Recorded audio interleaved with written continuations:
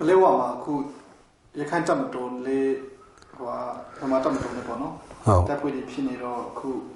ဥဆောင်ရင်းတော့လေချင်းချောက်ခံနေရတယ်လို့ကြားသိရတာပေါ့လေဟုတ်ကဲ့အဲ့ဒီဥဝဲကျင်းတဲ့ဖိုင်ခံရထားတာရှိတော့ဘာအခုခြေနေတဲ့ပြုတ်ပေးပါအောင်ဖြစ်ရင်ဥဝဲကျင်းဖန်စီခဲ့တဲ့ကိစ္စနဲ့ပတ်သက်ပြီးတော့ဗာများပြောချင်တာရှိဟုတ်ကဲ့ကျွန်တော်တို့ကပလဲဝမြို့နယ်ကခုနကကျွန်တော်ပြောပါပြီချင်းပြည်နယ်ကိုမြို့နယ်မှာ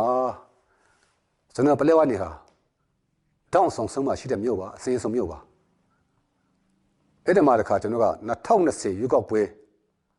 မတိုင်ခင်ဆိုတာထက်အခု2015ရွေးကောက်ပွဲအနိုင်ရတဲ့အမြင့်တက်လို့ကိုယ်စလေး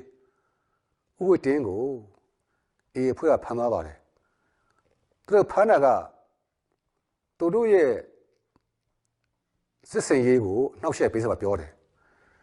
ကျွန်တော်ပလဲဝမှာနေတဲ့ရခိုင်နဲ့ကျွန်တော်တို့ခုမီးချင်းတွေဟာဘယ်တော့အခါမှကျွန်တော်ကရံဖြစ်ခဲ့တာမရှိပါဘူးကျွန်တော်ရှိတဲ့ဒေသခံတွေကတယောက်ကောင်းတူဆုဖက်အပြန်အလှန်အမေတဟေးပြူမှနေခဲ့တဲ့တိုင်းသားတွေပါရံဖြစ်ခဲ့တာမရှိပါဘူးကျွန်တော်ထင်တာသူတို့အေးတွေဆွဆွဲသလိုဥဝတင်လောက်တယ်ဆိုတာကကျွန်တော်သိပြီးတော့ကျွန်တော်မထင်ဘူးသို့တော်လည်းပဲသူတို့က NLD ပါတီကိုရဲ့ဒုဆောင်ချက်ကိုမကြိုက်လို့ဖမ်းတယ်ဆိုနေပဲသူတို့လိုအပ်တဲ့မိခေါင်းတွေမေးစစ်ဆေးပြီးလို့ရှိရင်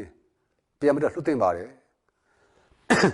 အဓိကကျွန်တော်တိုင်းသားစီလုံးညင်မီမပြပြအောင်နော်ဘာပဲပြောကျွန်တော်အရင်တော့ကနေလာခဲ့တဲ့ချစ်ချစ်ရင်းနေမှုမပြတ်ဖို့အခုသူကမှတလားကြော်ရှိပါပြီဘယ်နေရာဘယ်သားရောက်ရမှဘလို့ခံစားရတဲ့ဆိုကျွန်တော်နှဆလို့မရပါဘူးတရားမလို့ကျွန်တော်အခုကြားတာကခရစ်စမတ်မတိုင်ခင်ပြန်လှုပ်ပေးမယ်စမတ်တဲ့သို့တော်တန်းကြားပါတယ်တကယ်လေဒီသတင်းဟာမှန်ပါစေစမတ်ကျွန်တော်စွတောင်းရမှာဖြစ်ပါတယ်တရားမလို့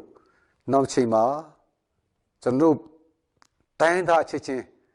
စိတ်ဝမ်းမကွေးမင်းနဲ့အေးတူပူမြပြန်နေထိုင်နိုင်ဖို့အတွက်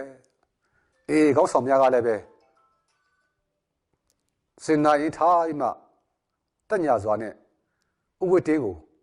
သူ့ရဲ့မိဘဆွေမျိုးများထံပြန်နေရောက်ရှိနိုင်အောင်ဆောင်ရွက်ပေးနိုင်ကြပါစေလို့ကျွန်တော်နဲ့စတောင်းပေးပါတယ်ကျေးဇူးတင်ပါတယ်